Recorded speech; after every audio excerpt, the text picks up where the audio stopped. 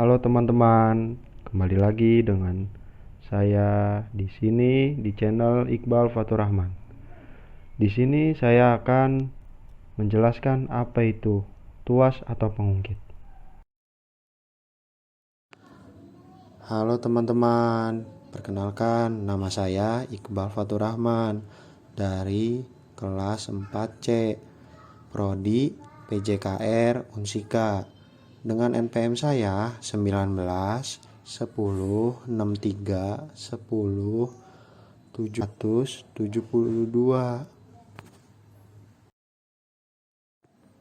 Nah, ada pengertian tuas atau pengungkit. Tuas atau pengungkit dalam bahasa Inggris yaitu lever adalah salah satu pesawat sederhana yang digunakan untuk mengubah efek atau hasil dari suatu gaya. Hal ini dimungkinkan terjadi dengan adanya sebuah batang ungkit dengan titik tumpu fulcrum, titik gaya force, dan titik beban load yang divariasikan letaknya.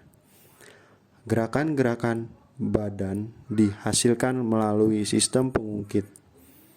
Tulang-tulang bekerja sebagai pengungkit yang digerakkan oleh gaya yang dihasilkan oleh kontraksi otot.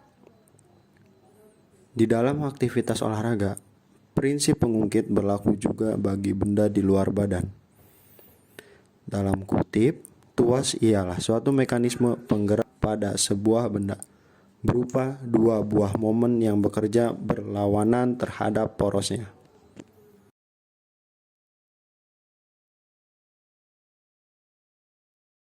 Nah, di slide selanjutnya ada kategori tuas. Di sini terlihat ada 3 gambar tuas, yaitu ada tuas 1, tuas 2, dan tuas 3.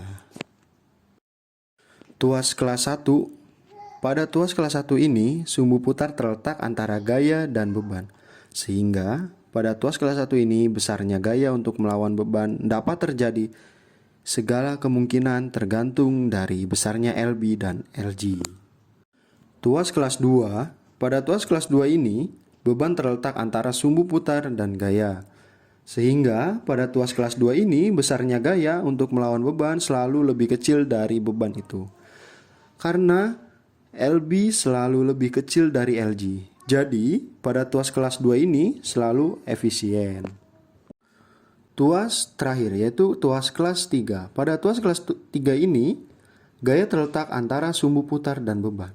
Sehingga pada tuas kelas 3 ini besarnya gaya untuk melawan beban selalu lebih besar dari bebannya. Jadi, tuas kelas 3 ini selalu tidak efisien karena LB selalu lebih besar dari LG. Walaupun tidak efisien, tetapi ruang geraknya besar dan kecepatan geraknya juga besar. Kelas-kelas tuas tersebut cirinya ditentukan oleh posisi yang di tengah.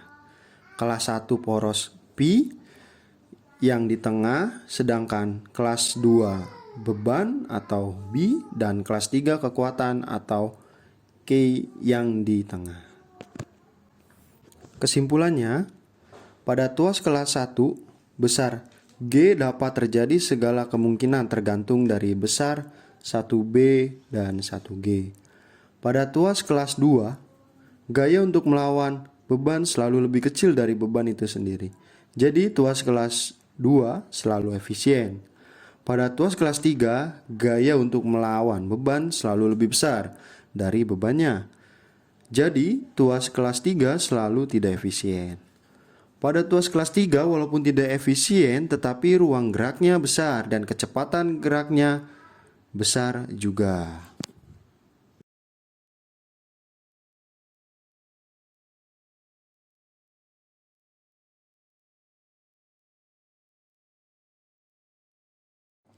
Nah, di slide selanjutnya ada keuntungan mekanis atau mechanical advantage.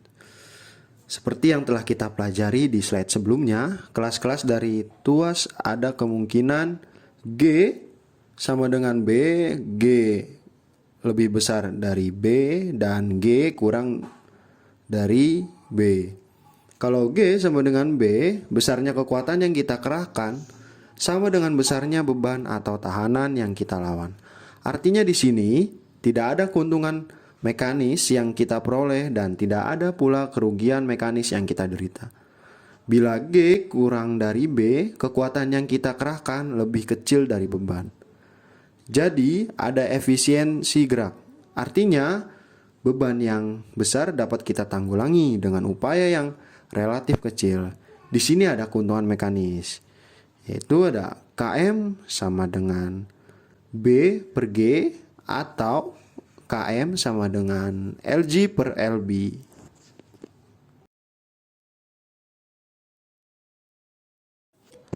Di slide selanjutnya ada rasio kecepatan atau velocity ratio.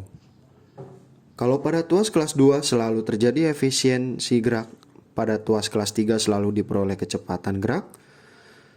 Kalau efisien dinyatakan dengan keuntungan mekanis atau mechanical advance, maka kecepatan gerak dinyatakan dengan rasio kecepatan atau dalam kurung RK. RK sama dengan jarak yang ditempuh B per jarak yang ditempuh G, atau RK sama dengan LB per LG.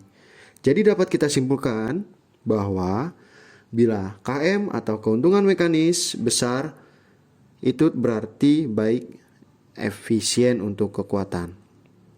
Sedangkan bila RK atau rasio kecepatan besar, itu berarti baik untuk kecepatan.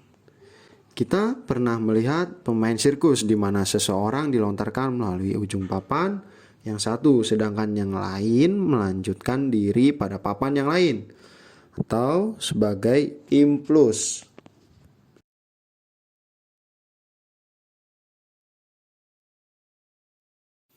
Nah, di slide selanjutnya ada tuas pada tubuh manusia.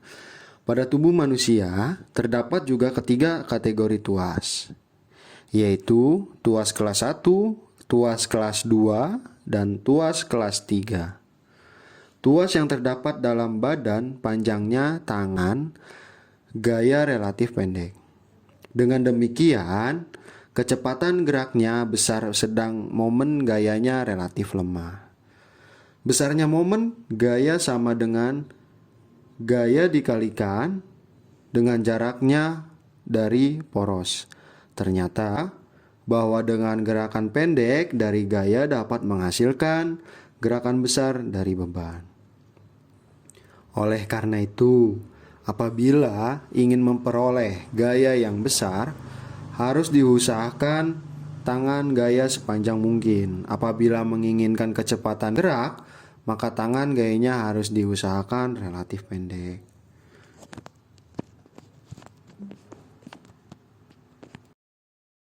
Nah, selanjutnya ada contoh tuas pada manusia. Di sini ada contoh gambarnya, ada gambar A, B, dan C. Dari gambar A terlihat bahwa gerakan mengangguk menggunakan sistem tuas golongan pertama. Otot leher bertindak sebagai kuasa, tengkorak sebagai beban, dan titik tumpunya berada antara tulang leher dan tulang tengkorak.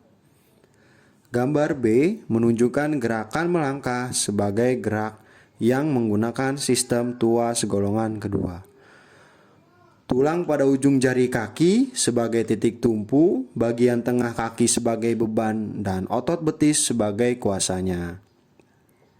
Gambar C adalah gambar gerakan lengan dengan sistem tuas golongan ketiga. Otot biceps sebagai kuasa, siku sebagai titik tumpu, dan tulang lengan bawah sebagai beban. Demikianlah penjelasan singkat tentang sistem tuas. Semoga bermanfaat.